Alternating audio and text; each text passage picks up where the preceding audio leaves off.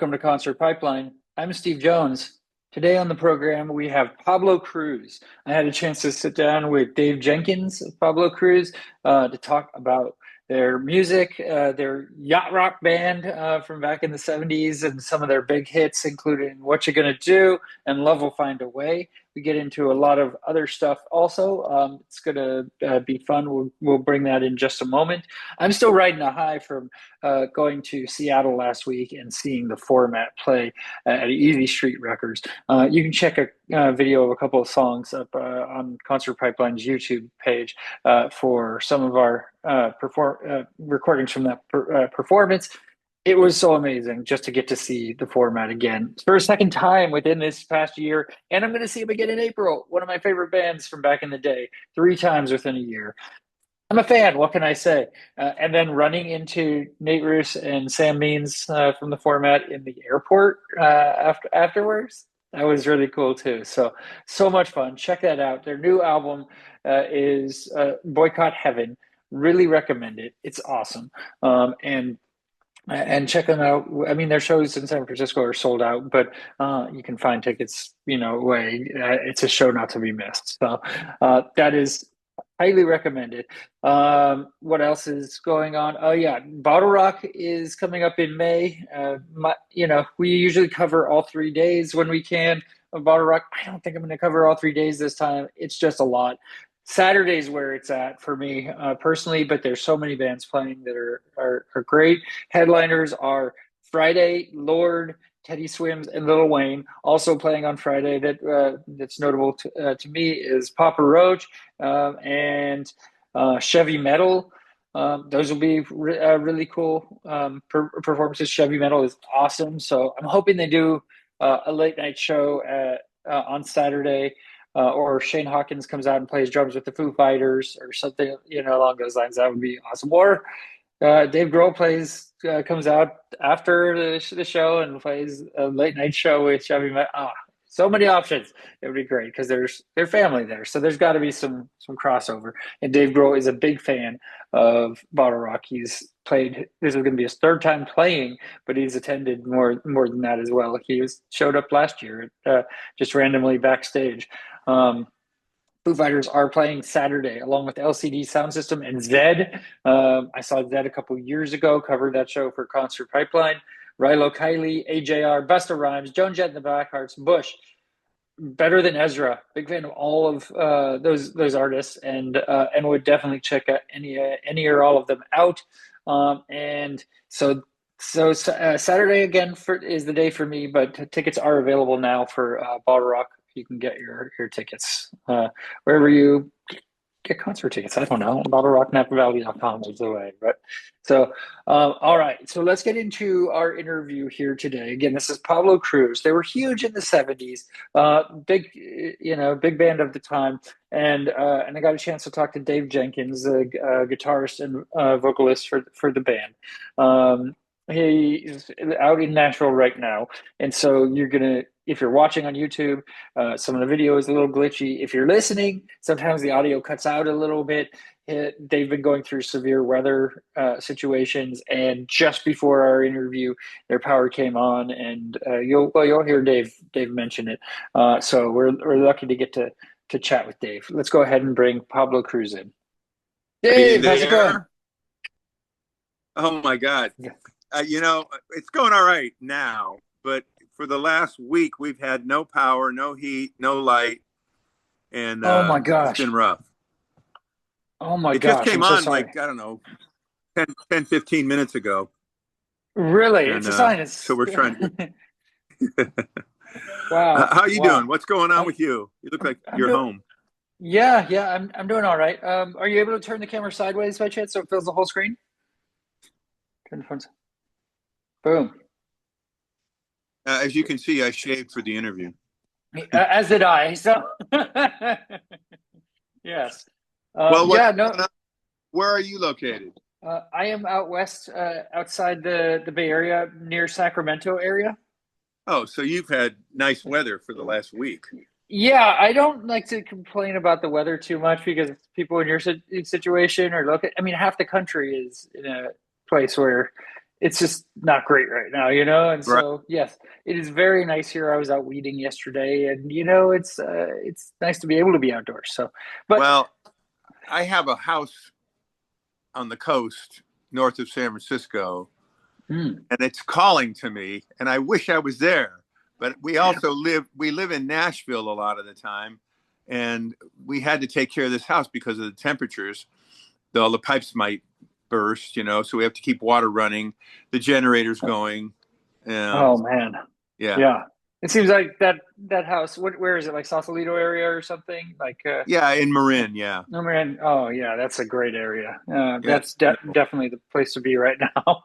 But I understand you need to maintain. So um, And yeah. also to compound our situation, we have a dove that took up residence on a shelf in the carport, and she laid 2 eggs, and she's been sitting on this nest in these freezing temperatures. So I took this little heating pad and I put it under her nest, and I've got a generator running right now to keep that going. And I don't even know if those eggs are even alive, but we're You're giving right, her. yeah, but you're doing what you can to take care of that is incredible. Huh? Here's a nice little heating pad, like, oh, how accommodating. That is the way to do it. Oh That's man. that's awesome. Well, That's awesome. so what else? Yeah. Well, let's start at the beginning, shall we? So, tell me, like, what music was on in your household when you were a kid? What were your parents listening to? Kind of tell me about the initial kind of exposure One of to music the for you. great experiences and memories that I have was listening to classical music with my dad. He had this thing called a Fisher Hi-Fi. It wasn't a stereo; it was a high fidelity record player, and it really did sound pretty good. But I'm sure it was mono. But man, he had a great record collection of classical music, and I remember singing the violin parts, of these pieces that would go by because I was young. I was really young, and I had that high voice, that falsetto voice that I could reach crazy notes. When you're young, you can do that. Yeah. So, but that was a great experience listening with my dad. Then my parents went on a trip one time and came home with, and this was 1955, I think, maybe 56. I can't remember. They came home with this Elvis Presley record. It had four. It was a 45, and it had 4 songs on it. Don't Be Cruel, Hound Dog. Uh, Shoot, I can't remember on the other side, but man, I wore it out. And Oh, that. my mom was the one that brought that home, which surprised me. That was pretty cool of her. Oh, that must have been so influential, right? I mean, that's incredible. Oh, Yeah. definitely. Elvis Did Presley, my God, back in the 50s. Yeah, did they ever take you to see amazing. him or any other concerts when you were a kid? No, no, we didn't get that deep into it. Um, God, oh no.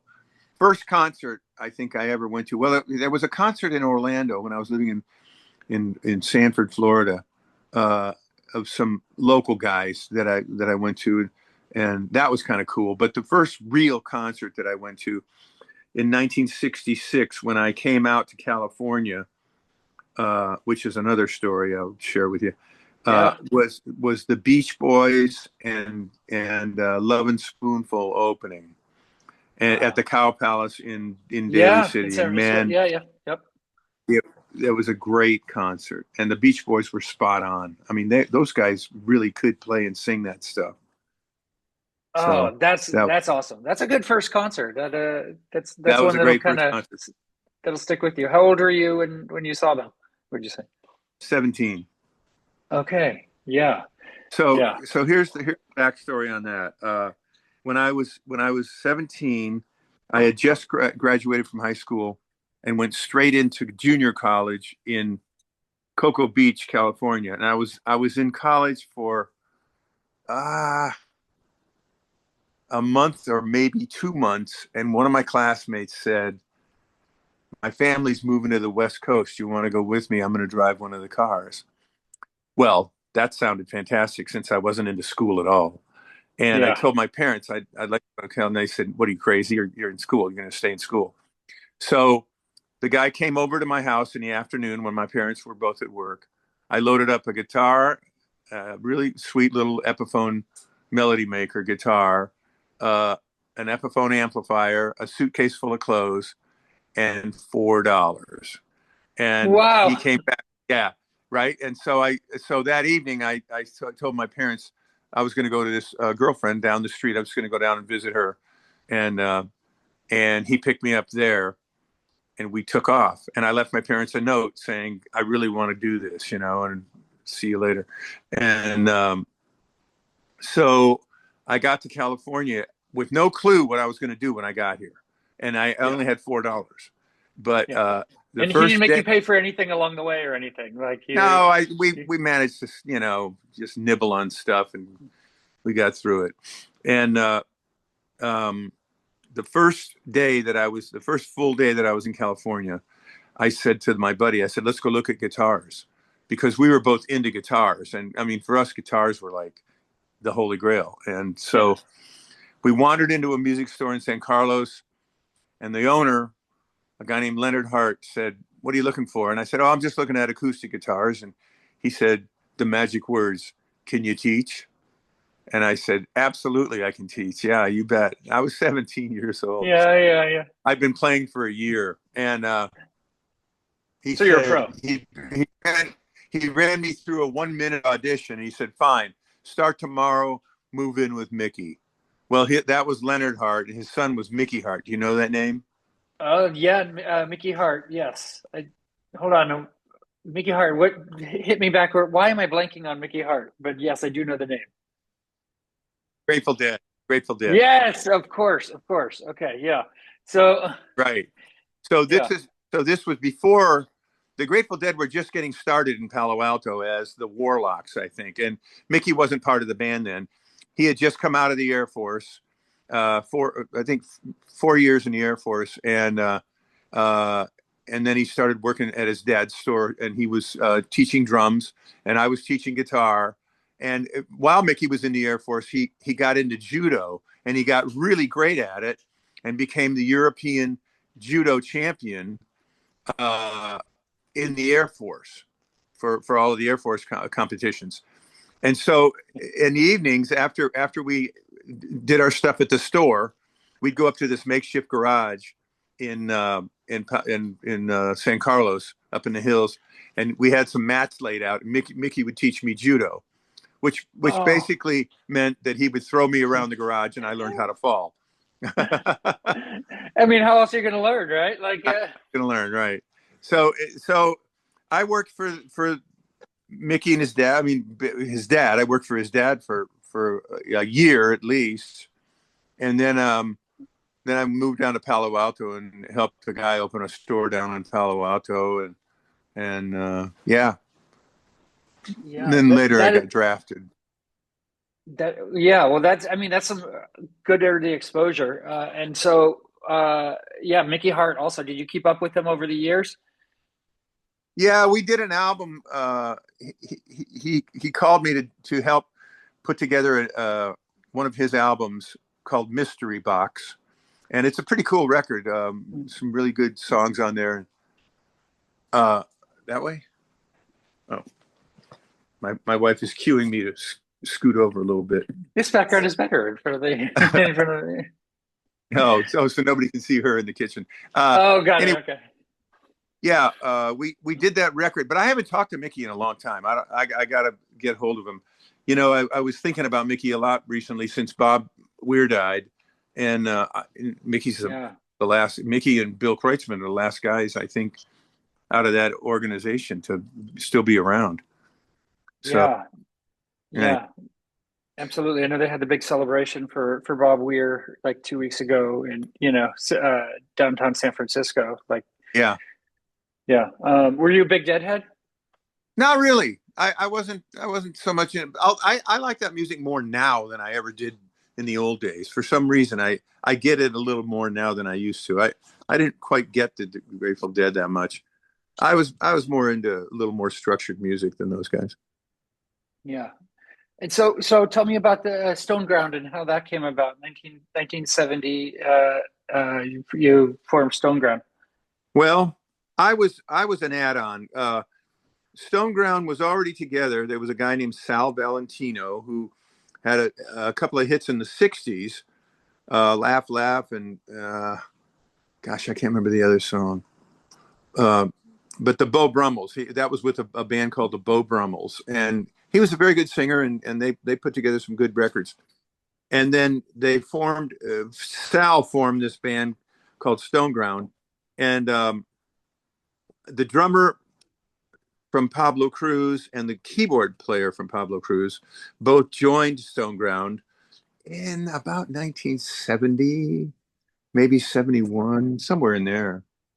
And then they played with them for a while, and I just kind of floated around doing different projects with different people.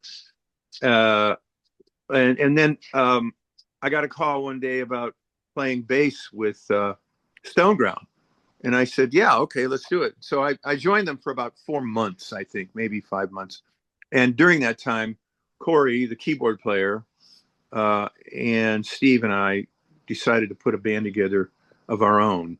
And so we jumped ship from Stoneground and put Pablo Cruise together. And Yeah, that, and so I think that was 72 or 73. 73, Pablo Cruise comes around. And so tell me kind of about like what you were going for. Like, how did you want to differentiate Pablo Cruise when you went off in that direction? Um, you know, it's not so much that we targeted a sound.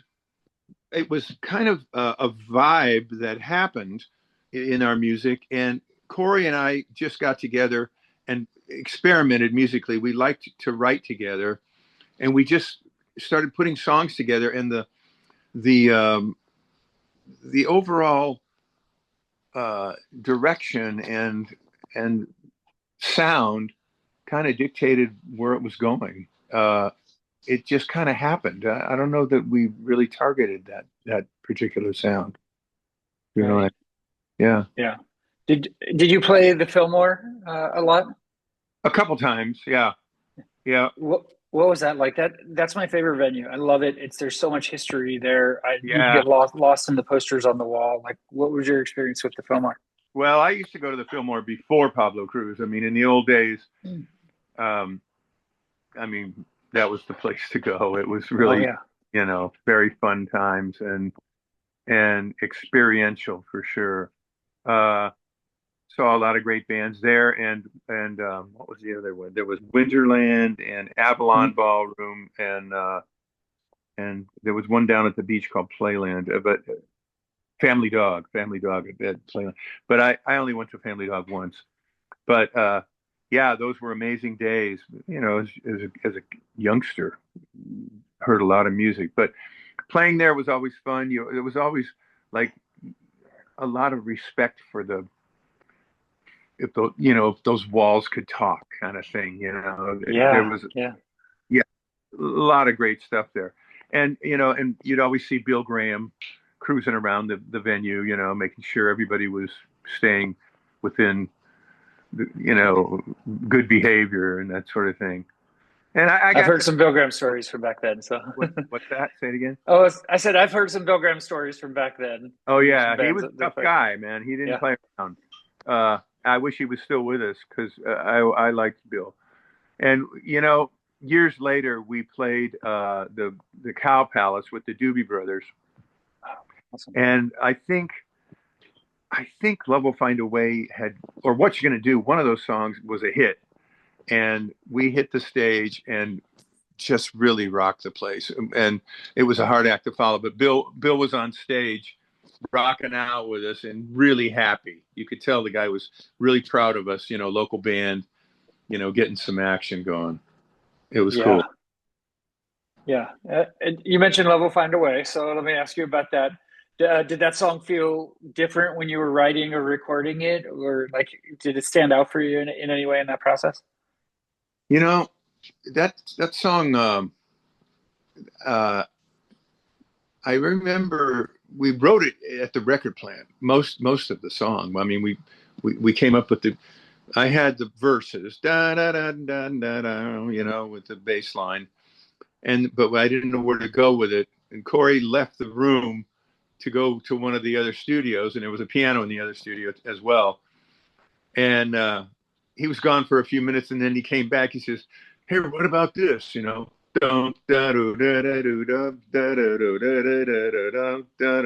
you know."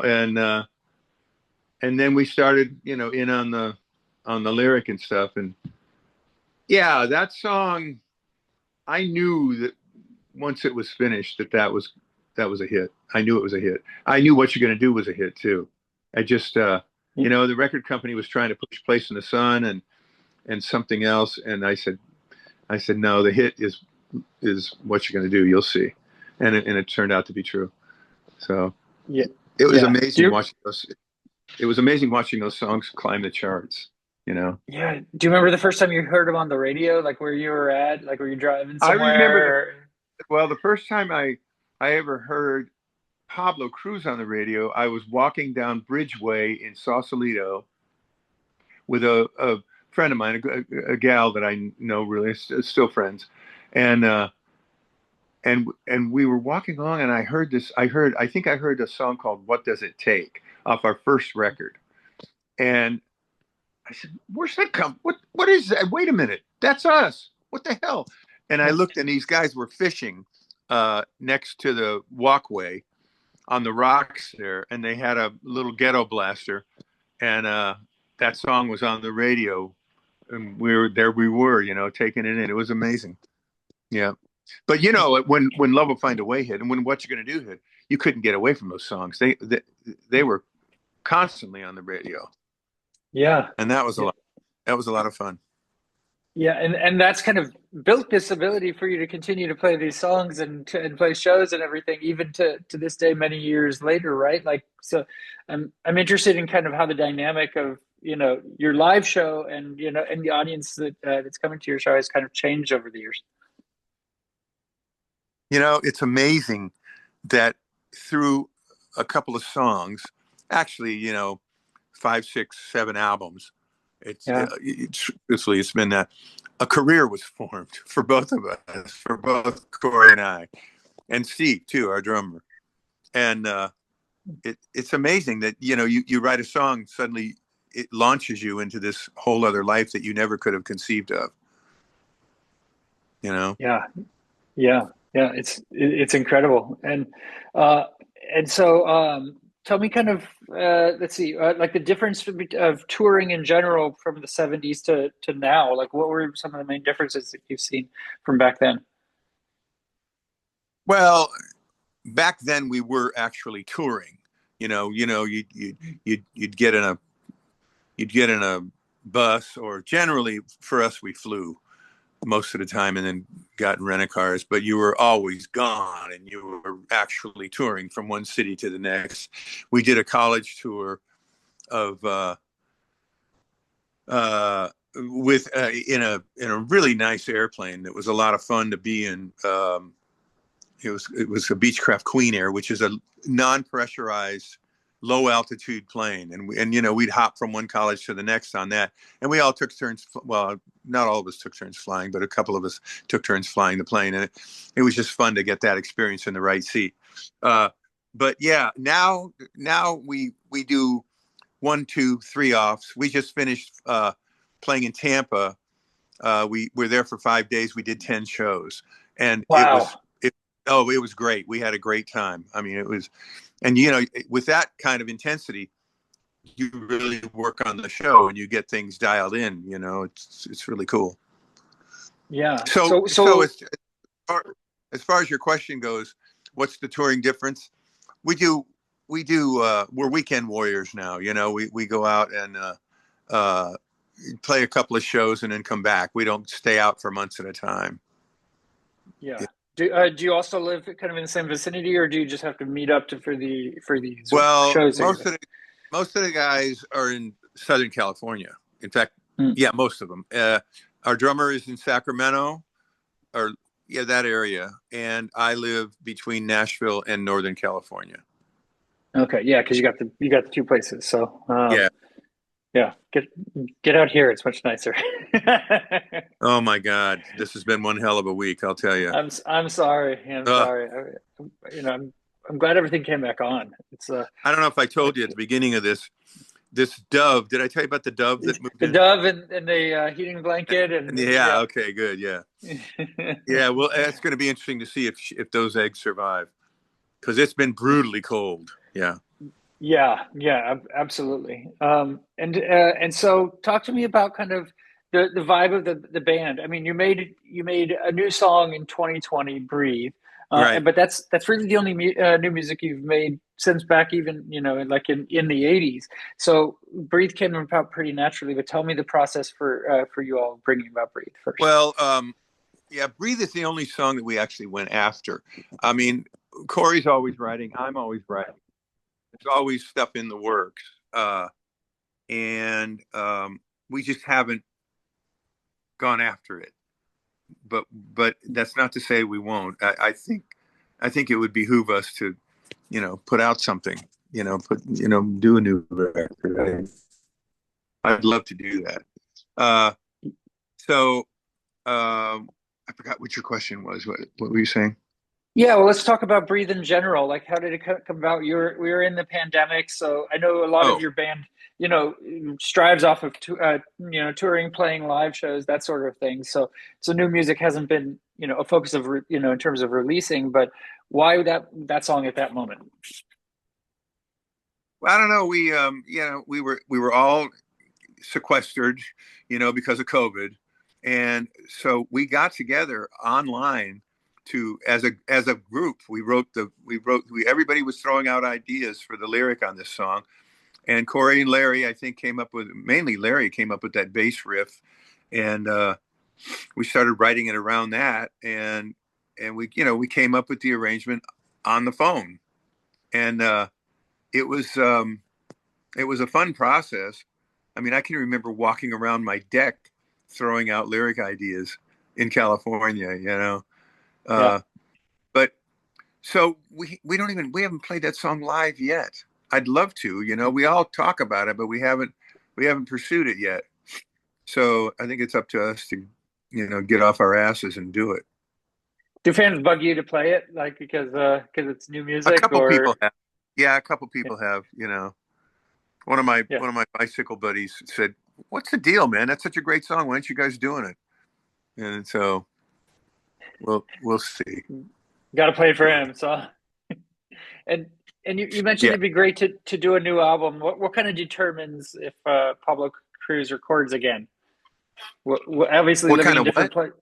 Yeah, what determines if you guys Oh, do record again? Obviously, living in different locations, it's harder. But if you proved it was able to happen with Breeze, so. you know, Larry has a pretty cool studio that we rehearse in, and whenever we get together there for rehearsals to run over stuff, it feels like a band. We get together and we start working on stuff, and it's like we would probably get together there and put something together, at least song by song, one at a time, and I mean, ideas flow out of us like crazy. It's just the discipline to say, all right, let's start, and I don't know, it might not take that long, but for me, I'm on the road. Those guys are all home because we do it down there, down Southern Cal. But I'm Right. I'm still. But Steve, the drummer, is also Hmm. on the road because he lives in South. So the two of us would have to, hole up in a hotel somewhere and then get into it. I'd love to do it. So Yeah, we'll yeah, see. for sure. Tell me about Pablo Cruz's place in the whole yacht rock vibe. Like where do you kind of resonate with that? Like, does it click for you? Does it connect or? Um, you know, there was a moment there that people would downplay the yacht rock thing. I like it. I think it's cool to have that heading and that group of players, writers, singers, bands around it.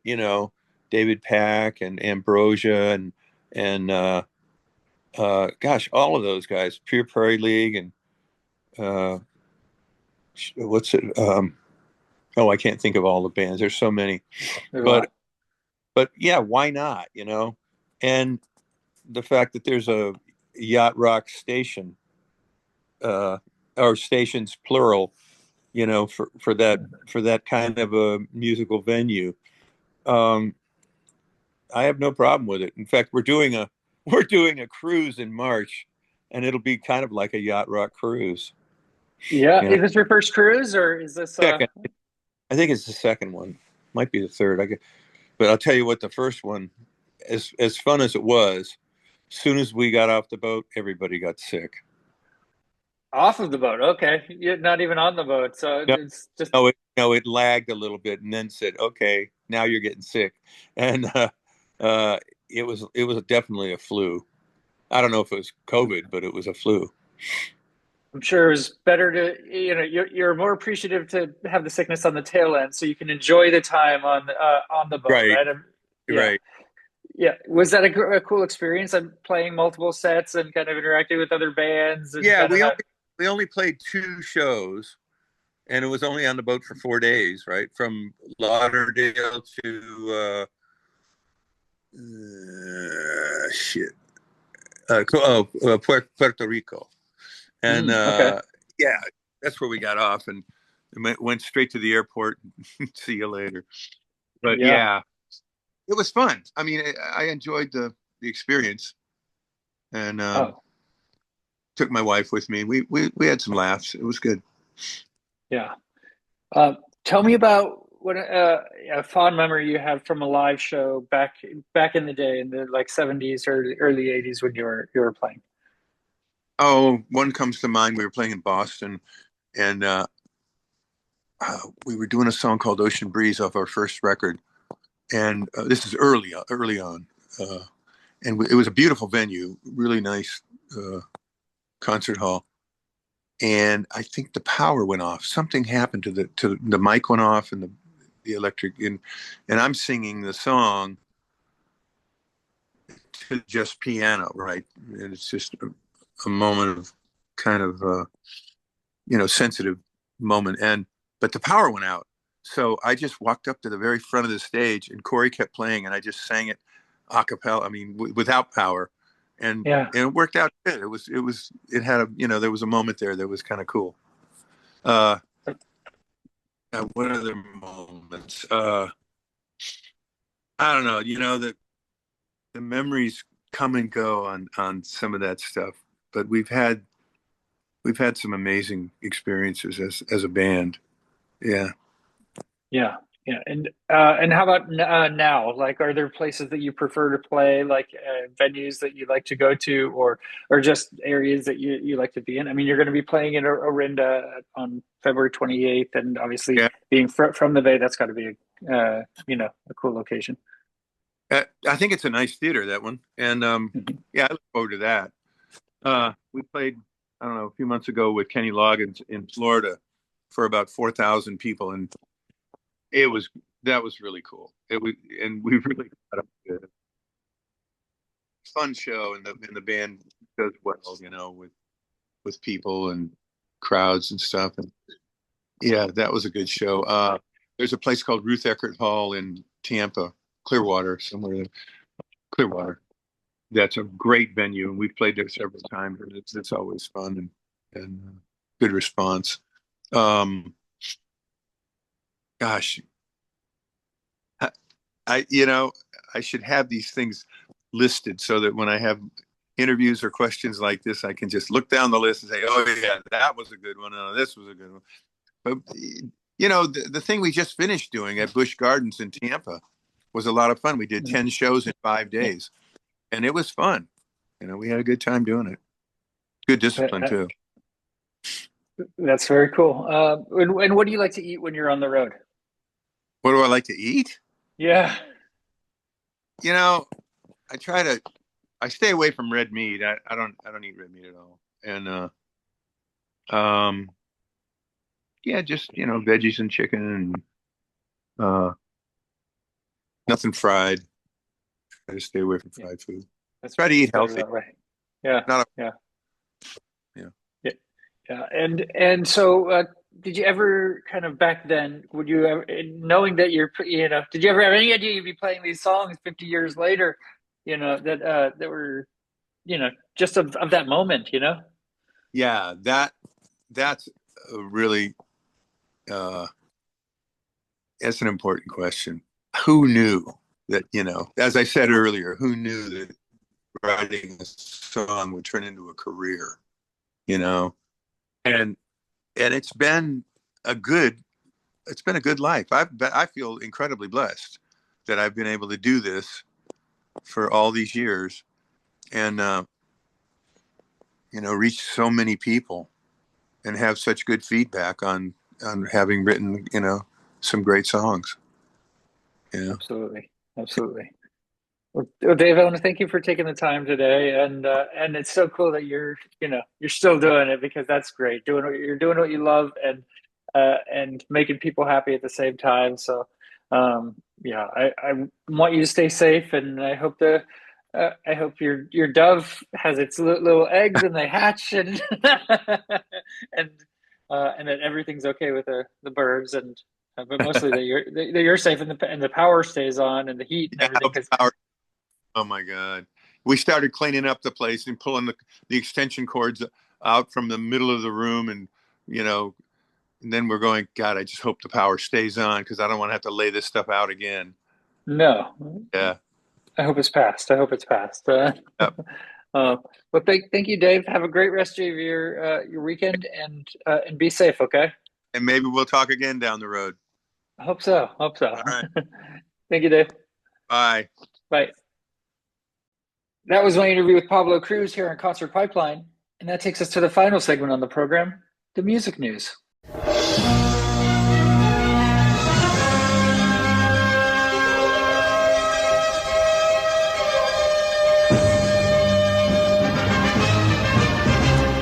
right. I have a couple of stories to wind out the program.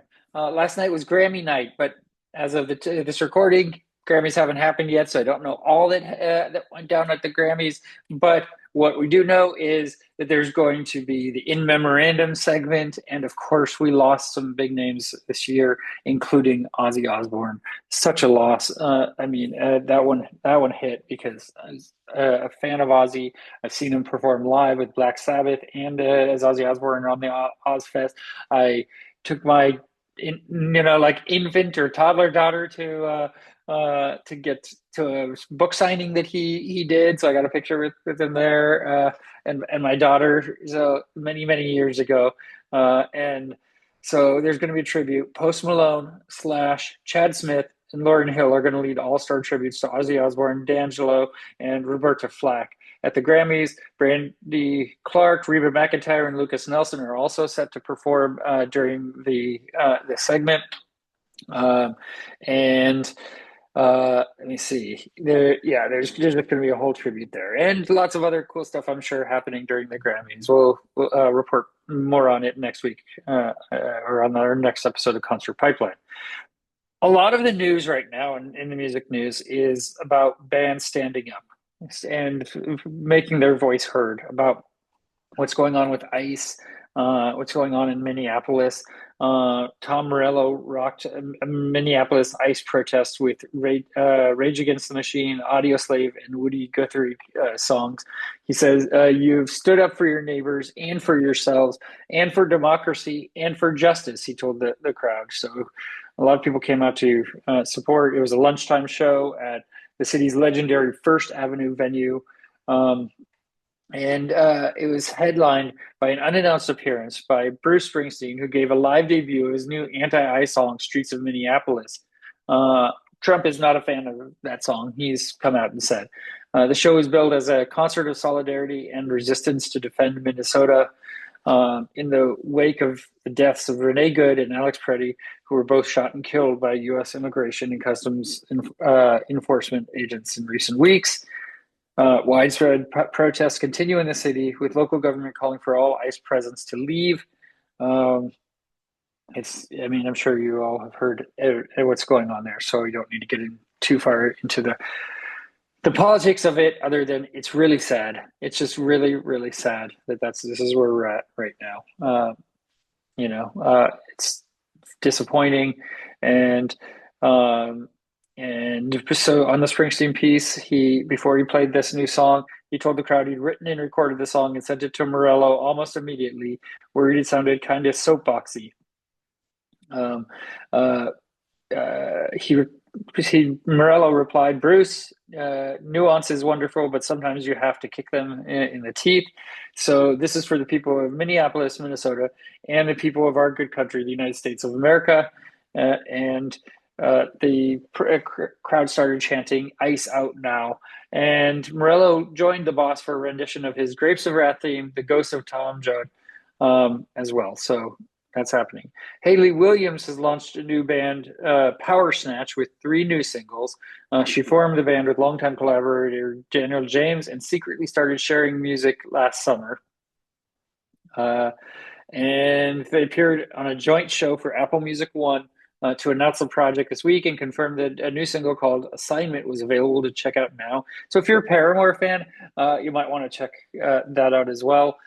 Fans have done some sleuthing and found the new band's Instagram page had been active since last summer and posted a snippet of another new song all the way back in July. So this thing has been out there. This band has been out there, but no one knew of it. No one promoted it at all. It's just been out in existence with no one listening to it, apparently. So it's pretty interesting.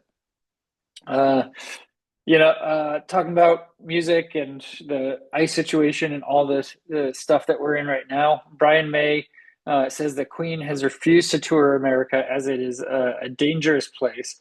They did hit the road in 2023 in North America as part of their Rhapsody tour with Adam Lambert. He ruled out a live return to the States anytime soon during a new interview with the Daily Mail. America is a dangerous place at the moment, so you have to take that into account, he explained. And reflecting on how the U.S. had changed since Queen first visited in their early days, May continued, it's very sad because I feel like Queen grew up in America and we love it, but it's not what it was. Everyone is thinking twice about going there at the moment. And that just speaks volumes to what the rest of the world sees looking at our country. It's very, very disappointing. I'd love to be able to say that we are in a great place right now, but I don't believe that's the case. Someone who I don't really usually agree with, Kid Rock, told Congress that the Live Nation Ticketmaster experiment has failed miserably due to high prices and resales. He said independent venues have been crushed, artists have lost leverage, fans are paying more than ever and getting blamed for it. He testified to Congress about the rising cost of concert tickets, and he spoke out at Capitol Hill this past week, and he said that corporations and scammers were routinely driving the cost of tickets to live music events, which is both unfair to fans and shows no real benefit to the artists themselves. He spoke to the subcommittee hearing led by U.S. Senator Marsha Blackburn about the injustices he believes are across the ticketing system in the U.S. He said, I'm here today because I love God, I love this country, I love live music and sport, and I believe music fans and artists have been getting screwed for far too long by the ticketing system. I'm in a unique position to testify because, unlike most of my peers, I am beholden to no one, no record companies, no managers, no corporate endorsements or deals. To put it plainly, I ain't scared like many artists, managers, and agents are for fear of biting the hand that feed them. And so I don't know where this goes. The CEO of Live Nation called the merger an experiment and promised it would increase competition, empower artists, and lower costs. He said, a system that empowers artists benefits everyone, Kid Rock said. Needless to say, that experiment has failed miserably. And who knows how we fix this, because Ticketmaster is not going to fold easily. They are a monopoly, and their artists cannot play decent-sized venues unless it goes through Ticketmaster. And Live Nation owns a lot of these venues, which is owned by Ticketmaster. So it's this incestual situation where there's no winning. You know, you want to see these artists, you're going to have to pay the price, and Congress hasn't done anything about it, really yet. So some artists are trying to find creative ways to get past this. including making sure that their tickets cannot be resold for more than the cost of the ticket.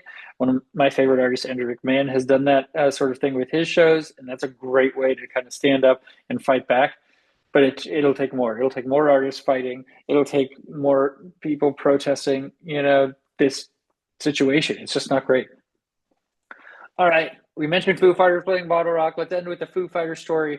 The Foo Fighters and Taylor Momsen covered Mariah Carey's lost 90s grunge songs at LA Music Care's tribute show. I saw some of this video. It's pretty cool. And the mysterious lost record first came to public attention when the singer spoke about it in her 2020 memoir, The Making of Mariah Carey. She led vocals to the album Someone's Ugly Daughter by the alt-rock band Chick, with influences said to include Sleater-Kinney and L7, but the version that was released in 1985 did not feature Carey's voice.